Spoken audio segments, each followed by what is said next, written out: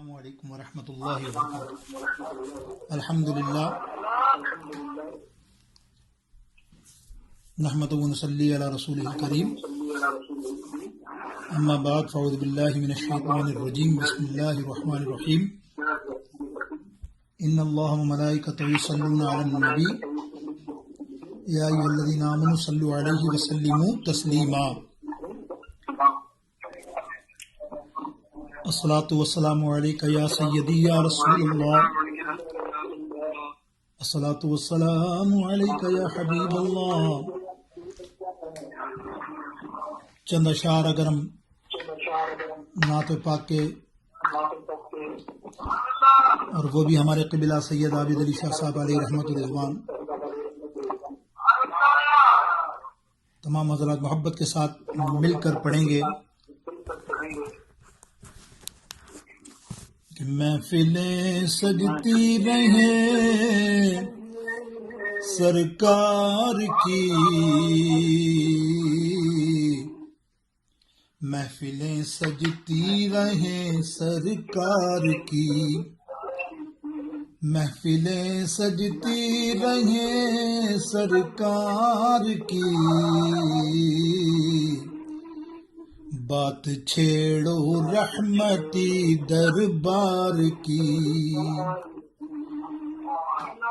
میں نے دیکھی ہے مدینے میں جناب،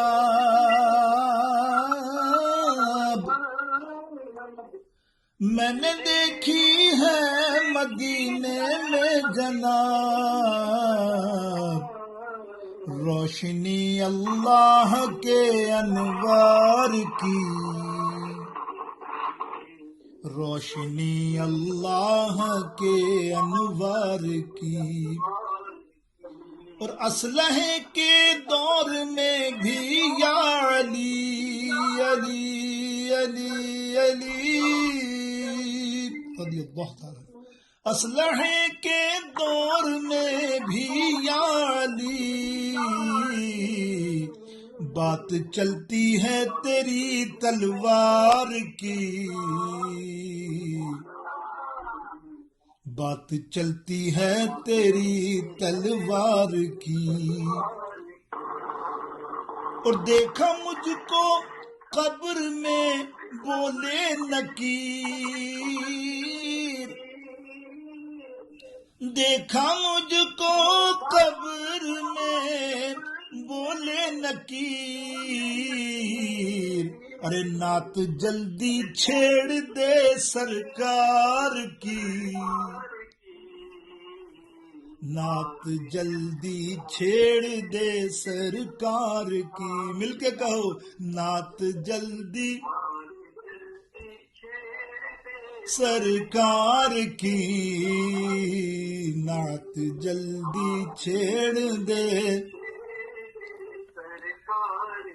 اور محفلوں میں آنے والے صبر کر، محفلوں میں آنے والے صبر کر، ہے خبر آقا کو ہر بیمار کی، ہے خبر آقا کو ہر بیمار کی۔ مل کے کہو سب جتنے ہیں، جس کی مشکلیں ہیں وہ دور ہو جائیں۔ بیمار کی ہے خبر آقا کو ہر بیمار کی۔ اور جس کے صدقے سے ملا عابد کو سب، جس کے صدقے سے ملا عابد کو سب، ہے تڑپ بس اس کے ہی دیدار کی، ہے تڑپ بس اس کے ہی دیدار کی۔ محفلیں سجتی رہیں سرکار کی، بات چھیڑو رحمتی دربار کی۔ وصلی اللہ تعالی علی خیر خلقہ وآلہ وصحبہ وبارک وسلم۔ حمد و ثنا کے بعد میرے واجب الاحترام میرے پیاروں عقیدت مندوں، ارشادی گلستان کے خوشبو والے پھولوں، آپ سب کی آمد اور آج خاص کر ہمارے شہزادہ ارشادی سید ثاقب علی شاہ کے چھوٹے بھائی اور ہماری شان اور ربیع الاول کی آن شعیب علی بابا ہمارے درمیان موجود ہیں.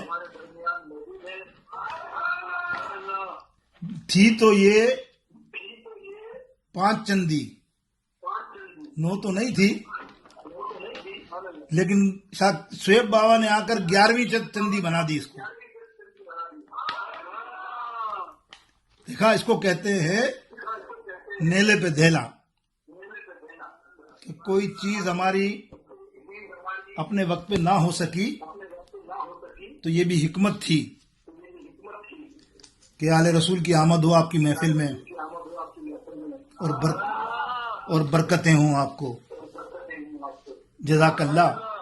آئیے بیان کی طرف چلتے ہیں. ہمارے جو نعمان بھائی ہیں نا، یہ بڑے عالم بن گئے ہیں بھائی. 15 منٹ کا بیان ہوتا ہے، درس جو ہم نے رکھا ہے آپ کی محفل میں. یہ چاہتے ہیں کہ 1.5 گھنٹے کا ہو جائے. اب موضوع ایسا دیا انہوں نے کہ عقائد اہل سنت. اب عقائد اہل سنت کا موضوع انہوں نے مجھے دیا. بولے بابا یہ بیان کرنا ہے. وہ عالم تو ہے نا، لیکن اس کو یہ نہیں پتا کہ عقائد اہل سنت اگر میں بیان کروں تو سچ بتا رہا ہوں کہ فجر کی اذان سے پہلے ختم نہیں ہوگا. کیوں کہ ہمارے عقائد جو سنیوں کے ہیں، خالی تم ٹیلر دیکھ لو، میں بتا رہا ہوں، ہیں تو بے شمار نا. الحمدللہ ہمارے عقیدہ میں جو میں بیان کرنا چاہیے مجھے تفصیل سے، لیکن آج نہیں. آج تو میں مطلقاً جزوی گفتگو کر رہا ہوں وہ عقائد پر، لیکن تمہید میں بتا دوں کہ کیا ہیں وہ. آپ مجھ سے تقریباً سارے نیٹ کے اوپر میرے بیان سب موجود ہیں الحمدللہ، اور پاکستان میں بھی آپ سنتے ہیں. دیکھیں جزوی. اب یہ عقائد اہل سنت کیا ہیں؟ ہمارا عقیدہ کیا ہے؟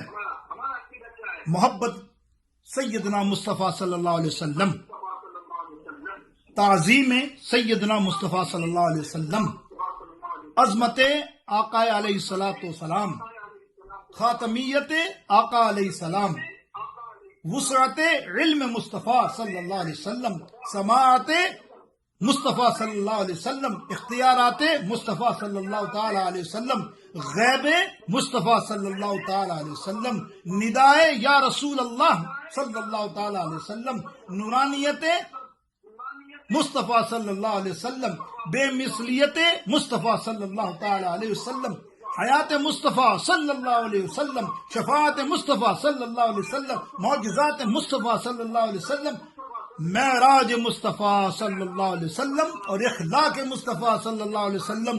یہ میں شروع ہوا ہوں. بتاؤ 20-25 منٹ تو نام لینے میں ہو جائیں گے نا میرے. تو یہ ہے عقائد اہل سنت. الحمدللہ ہمارے عقیدے کی پختگی کے ہم ان کو مانتے ہیں. اب آپ غور سے سنیے، تھوڑا سا کوشش کروں گا ان میں سے چند کو آپ کو بیان کر دوں، آپ کے ذہن میں آیا. لیکن دلائل سنیں. سب سے پہلے ہمارا عقیدے کو اگر پرکھنا ہے، سنی اہل سنت و جماعت بریلوی مسلک، اس کو پرکھنا ہے تو سب سے پہلے آپ دیکھیں گے معراج النبی صلی اللہ علیہ وسلم. ان کے واقعات تو میں سناتا رہتا ہوں، ہر سال سنتے ہیں اور آپ بھی جانتے ہیں. یہ سارے واقعات الحمدللہ دلیل ہیں ہمارے عقیدے پر. یعنی سماعت مصطفیٰ بھی اس میں آ جاتا ہے، نورانیت مصطفیٰ بھی اس میں آ جاتا ہے، اللہ اکبر تعظیم مصطفیٰ بھی اس میں آ جاتا ہے، اور اختیارات مصطفیٰ. یعنی بے شمار شکیں تو صرف معراج میں آتی ہیں. لیکن آؤ میں اب ایک اور بتاتا ہوں.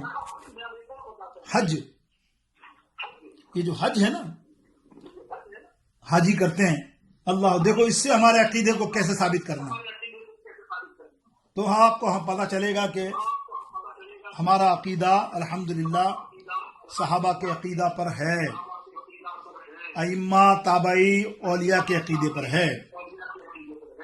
تو حقانیت عقائد اہل سنت سنو، حج کے افعال اور ارکان پر غور کرو نا، تو آپ کو پتہ چلے گا کہ عقائد اہل سنت کی حقانیت درست ثابت ہوتی ہے۔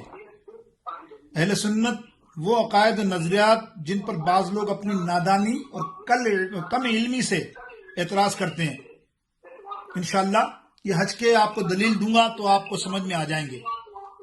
اب دیکھیں، کہتے ہیں کہ انبیاء کرام کی یادگاریں بناتے ہیں اور اولیاء کرام کی، انبیاء کرام اور اولیاء کرام کی سنی لوگ یادگاریں بناتے ہیں۔ ہم انبیاء اور اولیاء کی یادگاریں بناتے ہیں، اور اس لیے بناتے ہیں کہ ہم ان کی یادگار تازہ کرتے ہیں، حضور کا میلاد منا کر، اولیاء کا عرس منا کر۔ اور اس پر کچھ اعتراض کرتے ہیں کہ یہ کہاں لکھا ہے، سمجھ رہے ہیں آپ بات، کہ مطلب یہ کہاں لکھا ہے کہ حضور نے یہ کب کیا تھا، صحابہ کرام نے یہ کب کیا تھا۔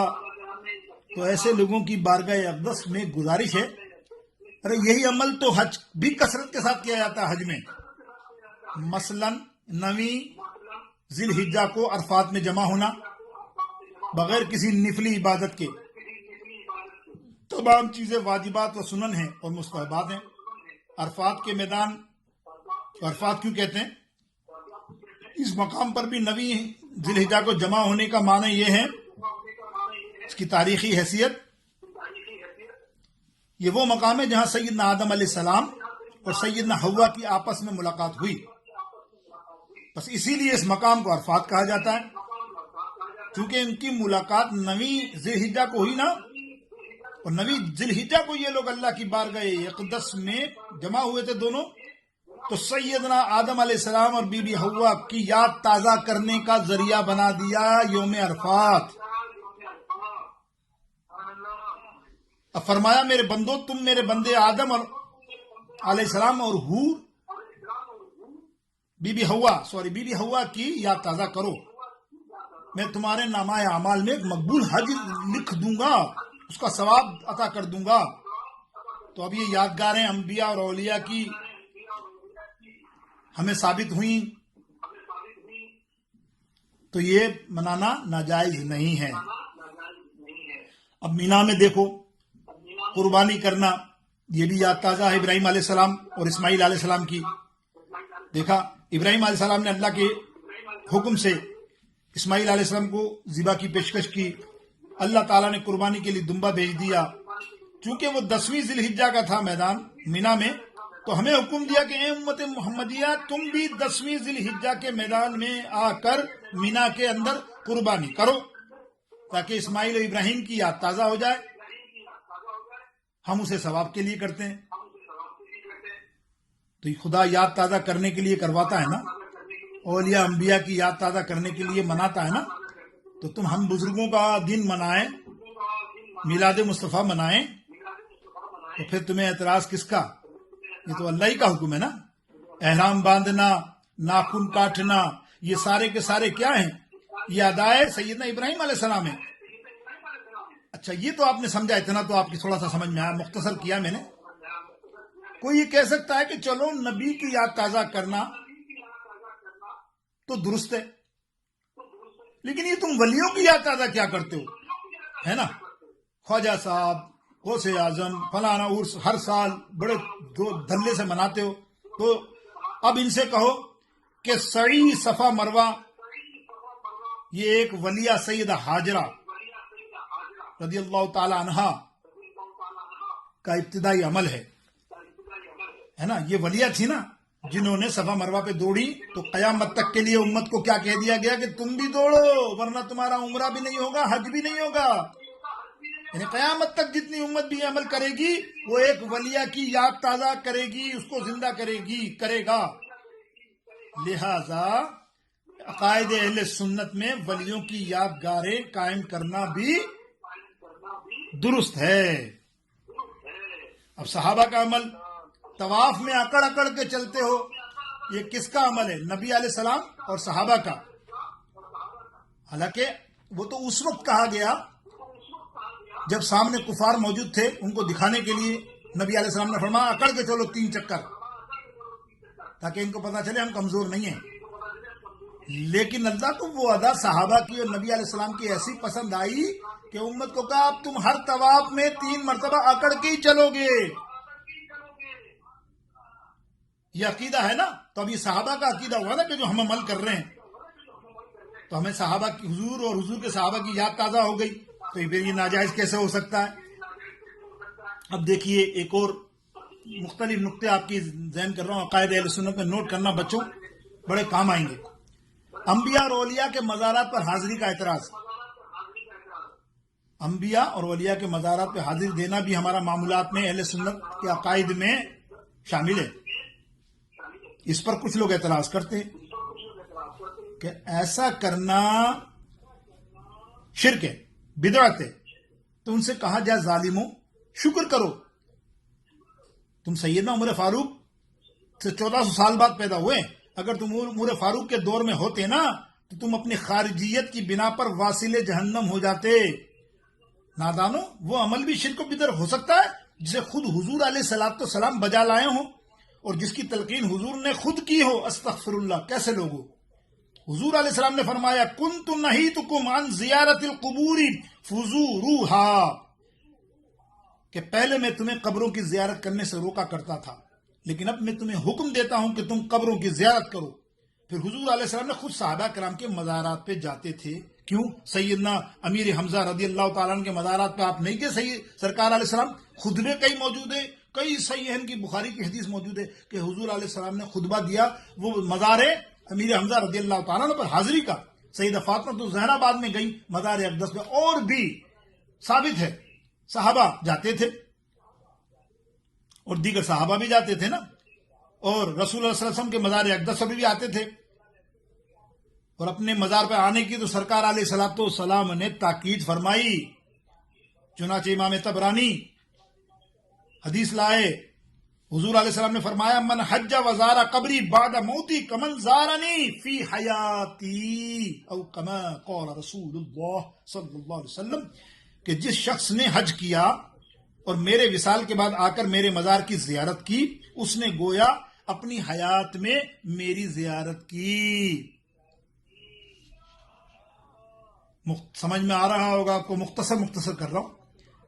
یہ سب ایک بیان ہے، پورے جو آپ کو بیان کر رہا ہوں نقطے، یہ سب پورا بیان ہے، 2 1 3 گھنٹے کے آپ سنتے رہتے، لیکن آپ کی نظر کر رہا ہوں بس کہ آپ کے ذہن میں رہے کہ عقائد اہل سنت ہے کیا.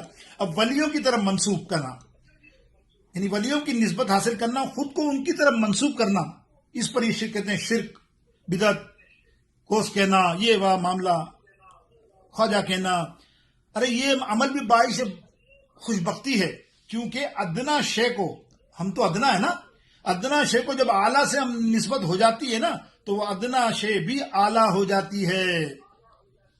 اللہ تعالیٰ نے قرآن پاک میں قسم کھائی، لا اقسم بہذا البلد، ارے اس مٹی کی قسم کھائی، اس زمین کی قسم کھائی، لیکن وہ تو مٹی ہے نا، لیکن قسم کیوں کھائی کہ اے محبوب تیرے قدم مبارک اس جگہ پر لگے.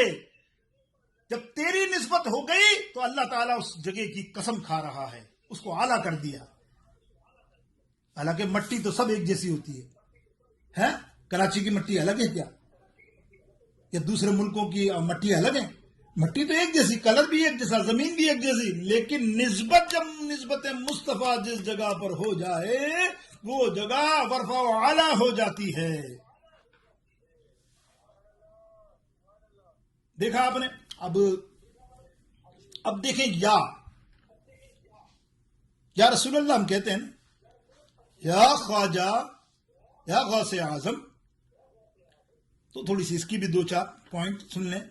میں تو کہا نا آپ کو وقت اتنا نہیں کہ آپ کو، میرا دل نہیں چاہتا کہ اتنا شارٹ کروں، کوشش میں کر رہا ہوں، آپ کی سمجھ میں ضرور آ جائے گا انشاءاللہ. اور سمجھ میں آ رہا ہے تو کہو سبحان اللہ. یا کے ساتھ پکارنا، ہم اہل سنت و جماعت، ہمارا عقیدہ لفظ یا کے ساتھ انبیاء اور اولیاء کو بعد از وصال بھی پکارنا جائز ہے. جس پر بدعقیدہ واویلا کرتے ہیں نا، یہ تو درست نہیں ہے. لفظ یا کے ساتھ زندہ کو تو پکار سکتے ہو، بعد وصال کے نہیں پکار سکتے، لیکن ہم یہ کہتے ہیں کہ لفظ یا کے لیے عرب کلام میں ایسی کوئی شرط ہی نہیں ہے کہ ساتھ پکارا نہ جائے، بلکہ خود کلام مجید لفظ یا کے ساتھ اس کو پکارا گیا ہے، اس کو پکارا گیا جو سرے سے موجود ہی نہیں۔ چنانچہ اللہ تعالیٰ ارشاد فرماتا ہے، سنو قرآن، قُلْ يَا أَيُّهَا النَّاسُ إِنِّي رَسُولُ اللَّهِ إِلَيْكُمْ جَمِيعًا۔ اب بتائیں، یہ رسول پاک کا فرمان کہ میں تم سب کی طرف سے اللہ کا رسول ہوں، صرف صحابہ کے لیے تھا سنو، یا ہمارے لیے بھی تھا؟ اگر ہمارے لیے بھی تھا تو ہم تو اس وقت موجود بھی نہیں تھے، تو پس پتا چلا کہ لفظ یا موجود اور غیر موجود دونوں کے لیے بولا جاتا ہے۔ لہذا وہ لوگ جو سرکار علیہ السلام کو موجود مانتے ہیں وہ یا رسول اللہ کہیں، اور جو نہیں مانتے ان کو بھی یا رسول اللہ کہنا چاہیے۔ کہو یا رسول اللہ، مل کے کہو سب،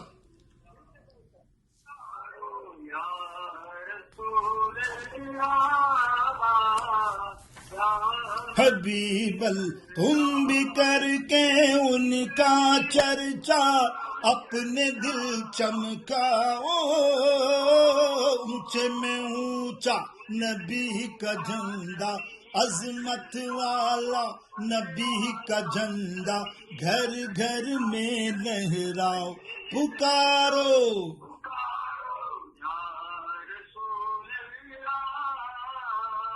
یا حبیب اللہ۔ دعا کر لو، ایک دعا کر لو، تم آمین کہہ دو، میرا بھی بیڑا پار ہو جائے۔ تم ہی آمین کہو گے تو میرا خالی تمہیں صرف آمین کہنا ہے، نہ مجھے کوئی لفافہ دینا ہے، نہ کوئی بخشش دینی ہے، کہ میں وہ سنی ہوں جمیل قادری، مرنے کے بعد میرا لاشا بھی کہے گا الصلاۃ والسلام، آمین یا رسول اللہ یا حبیب اللہ، پکارو یا رسول اللہ۔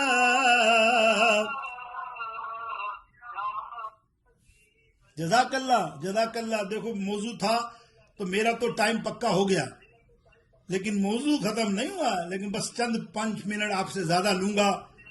اسی طرح دل سے خوشی سے یا رسول اللہ کا پھر نعرہ لگاؤ، یا رسول اللہ۔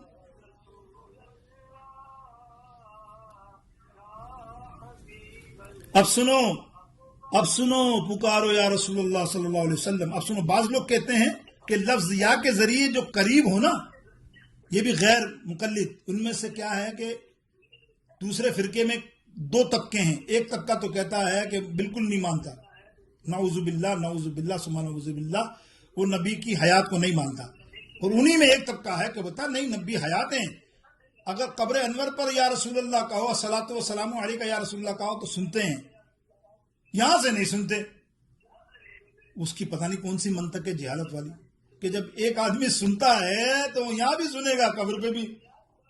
اگر زندہ ہے وہ تو وہ زندہ، اگر قبر میں بندہ ہے تو قبر میں تو مقید ہوتی ہے نا، پیک ہوتی ہے، تو وہاں جب سن رہا ہے تو یہاں سے ہم پکارے نہیں سنے گا، اللہ اکبر، تو اسے ہم بلا نہیں سکتے، جو دور ہو قریب نہ اسے نہیں بلا سکتے۔ تو ہم کہتے ہیں کہ یا کے لیے یہ بھی شرط نہیں کہ کوئی قریب ہے تو اسے اس کے ذریعے بلا سکتے ہیں، قریب نہ ہو تو اسے نہیں بلا سکتے۔ اگر یہ بات ہوتی نا، سنو دلیل، اگر یہ بات ہوتی نا، سن لو، اگر یہ بات ہوتی تو سیدنا خلیفہ دوم فاروق اعظم رضی اللہ تعالیٰ عنہ دوران خطبہ سینکڑوں میل دور، نہاوند کہاں ہے؟ نہاوند ایران پہ، اور آپ مدینے میں ہیں، آپ آواز لگا رہے یا کی ندا سے، سنو یا کی ندا سے۔ یا پہ اعتراض کرنے والوں کے دور سے نہیں سنتے، تو سنو، حضرت عمر فاروق ارشاد فرماتے ہیں اپنا خطبہ دیتے ہوئے، یا ساریۃ الی الجبل، اے ساریہ پہاڑ کے پیچھے دیکھ، یا پہاڑ کی طرف دیکھ۔ ایک نہ فرماتے اور دیکھا وہ لشکر کامیاب کیا اور لشکر والوں نے سنا بھی. انہوں نے کہا ایسا لگا جیسے عمر فاروق ہمارے درمیان میں موجود ہیں اور آواز یہیں سے آ رہی ہے. تو یا کی صدا لگی نا اور یا کی لدا سنی بھی گئی نا. بس یہی ہمارا نظریہ.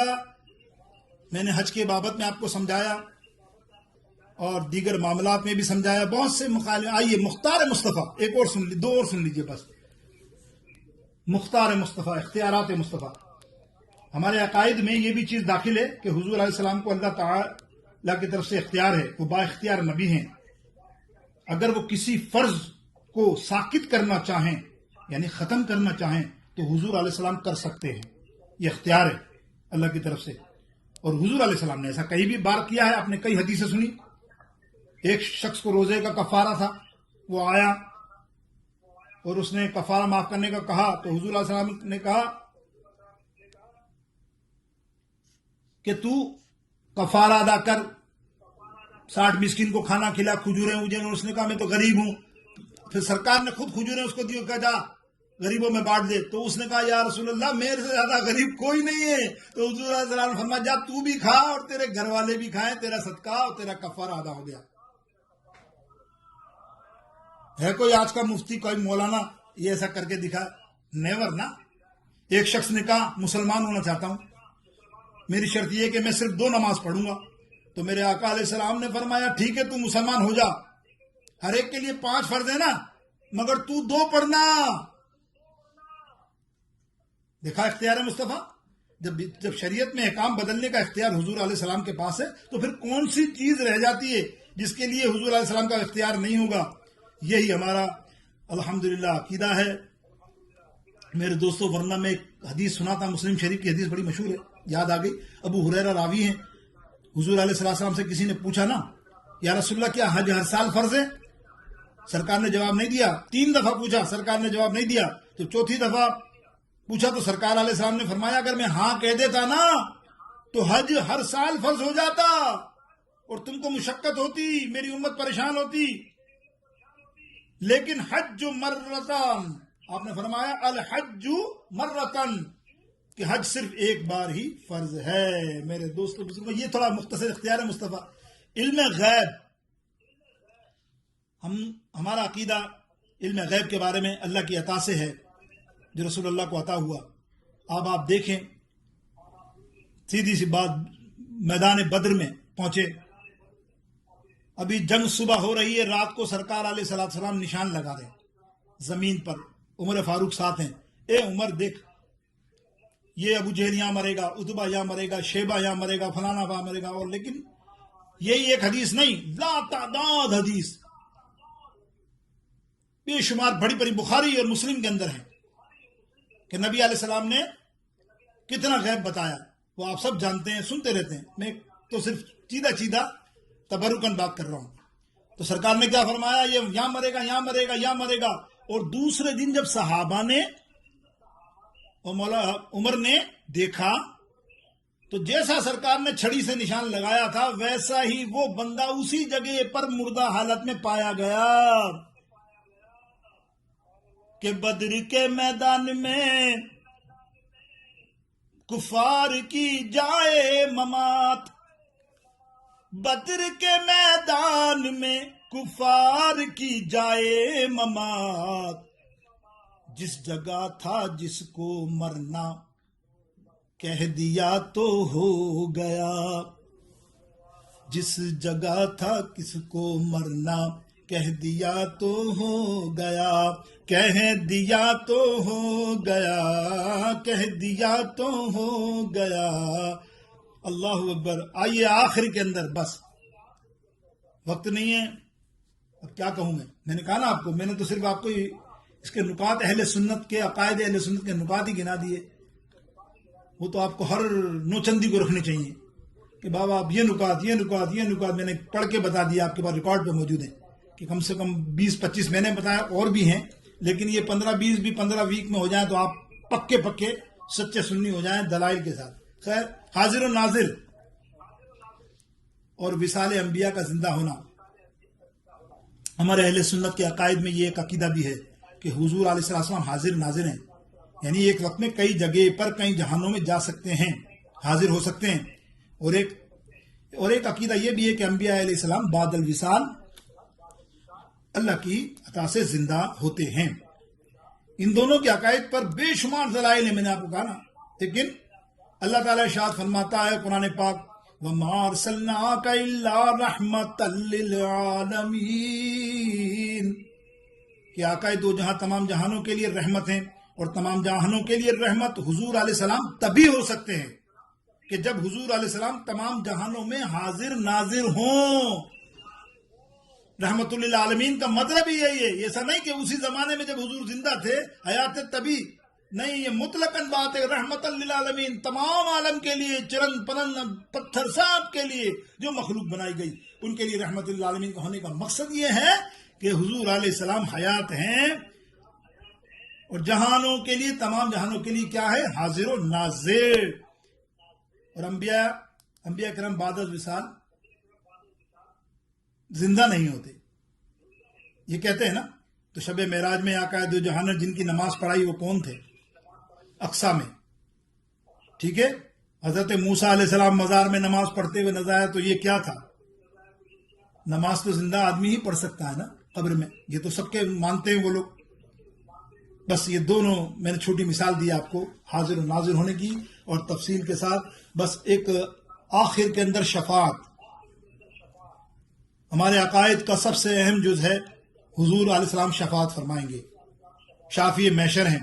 قیامت کے دن انبیاء، اولیاء، صلحاء، علماء، حفاظ، قاری وغیرہ سب شفاعت کریں گے. جبکہ بد عقیدہ لوگ اس عقیدے کی بھی سرے سے نفی کرتے ہیں. یہ بعض بد عقیدہ لوگ تو مانتے ہیں کہ شفاعت ہی نہیں ہوگی، جبکہ ہمارے اس عقیدے کی تصریح اگر دیکھا جائے تو یہی حج میں نے بات کی، حج کے باب میں بھی آپ کو بیان میں مل جاتی ہے. سنو، ایک حاجی 400 مسلمانوں کی، مومنوں کی شفاعت کرے گا. بخاری مسلم سب کی متفق علیہ حدیث ہے یہ.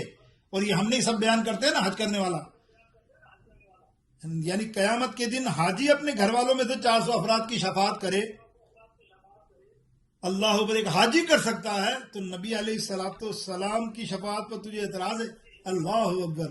اور ایک حدیث پاک میں ہے جب قیامت کا دن ہوگا تو ملائکہ کعبۃ اللہ کو میدان محشر میں لے جا رہے ہوں گے. کعبۃ اللہ کو تو راستے میں میرے مزار پر سے گزرے گا. آقا علیہ السلام فرمانا سنو، وہ عرض کرے گا فرشتوں مجھے سرکار کے دربار میں لے جاؤ. حشر تو قیامت تو برپا ہو گئی تو کہے گا السلام علیکہ یا رسول اللہ، آپ کو میرا سلام و میرے آقا. تو حضور علیہ السلام فرماتے ہیں میں کہوں گا وعلیکم السلام یا بیت اللہ، کہ اللہ کے مقدس گھر آپ کو بھی میرا سلام ہو. حضور علیہ السلام فرماتے ہیں کہ میں اسے کہوں گا کہ اے کعبہ بتا تو آج میری امت کے ساتھ کیسا سلوک کرے گا. آگے سے کعبہ یہ فرمائے گا یا رسول اللہ آج آپ گھبرائیں نہ، جس نے بھی میری زیارت کی، جو کوئی میری زیارت کرنے کے لیے آیا تھا، قیامت کی دن آج رب تعالیٰ کی بارگاہ اقدس میں میری شفاعت ہی کافی ہے اس کے لیے. یعنی اس کے لیے تو میری شفاعت ہی کافی ہے، اور جو میری زیارت نہیں کر سکا یا نہیں آیا اس کے لیے آپ صلی اللہ تعالی علیہ وسلم کی شفاعت کافی ہے. دیکھا آپ نے. اللہ اکبر. میرے نبی کی شفاعت کے بارے میں بس الغرض اہل سنت و جماعت کے تمام عقائد جو ہے نا میں نے بیان کیا آپ کے سامنے دلیل کے ساتھ، جو بھی بیان کر سکا مختصر. اللہ تعالیٰ مجھ کو حق کہنے کی اور جو کہا اس کو اللہ رب العالمین قبول فرمائے، غلطی ہو اللہ تعالیٰ معاف فرمائے. بس اللہ تعالیٰ بد عقیدے، من گھڑت عقیدے سے محفوظ فرمائے. اللہ سے دعا ہے کہ ہمیں اہل بیت اور صحابہ کے عقیدہ پر قائم رکھے اور بد عقیدہ لوگوں سے بچائے، گندے عقیدے سے لوگوں کو بتائے، اور عقائد صحیحہ پر ہمارا خاتمہ فرمائے. آمین. وما علینا الا البلاغ المبین. آخر میں دعا ہے اللہ تعالیٰ آپ کی نوچندی کو کامیابی عطا فرمائے. میں نے اپنے وقت پہ ماشاءاللہ اللہ کا شکر ہے اتنا وسیع مضمون کو کور کرنے کی کوشش کی. امید ہے اللہ تعالیٰ آپ کو اس کو سمجھنے کی، سننے کی توفیق نصیب فرمائے اور آپ کو دین متین پر چلنے کی توفیق عطا فرمائے. اللہ رب العالمین سے پھر میں دعا کروں گا کہ آپ جو ہماری کتاب آ رہی ہے بیانات کی اور بابا کے سوانح کی، اس میں تعاون کیجیے ابھی محبت کے ساتھ. اس لیے کہ وہ میں نہیں کہہ رہا ہم نے اس کو سیل پہ رکھا نہیں ہے، اس کو ہم بیچیں گے نہیں، بس اس کو